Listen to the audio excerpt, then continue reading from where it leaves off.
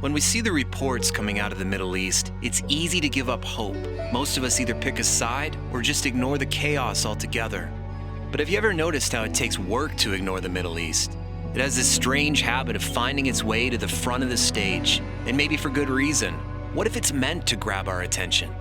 If you're a person of faith, then it's likely your story actually begins in the Middle East, where a guy from southern Iraq named Abram heard the voice of God call him to begin a journey. In obedience, he set out and walked an ancient highway in search of a land God had promised. In the midst of his journey, God changed his name to Abraham and promised to multiply his descendants and make him the father of many nations. Abraham had 2 sons, each with a prophetic destiny.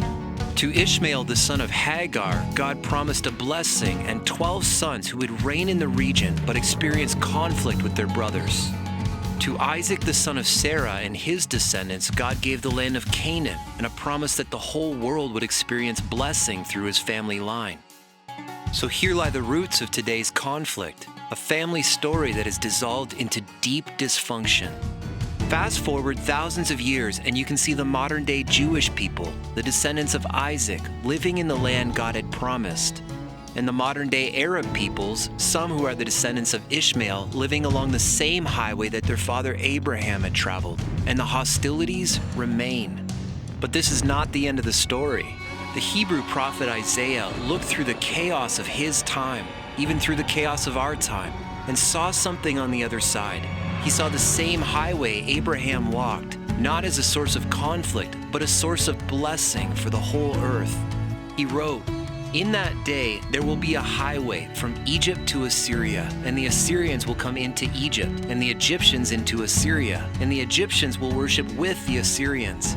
In that day Israel will be the third party with Egypt and Assyria, a blessing in the midst of the earth, whom the Lord of hosts has blessed, saying, Blessed is Egypt my people, and Assyria the work of my hands, and Israel my inheritance."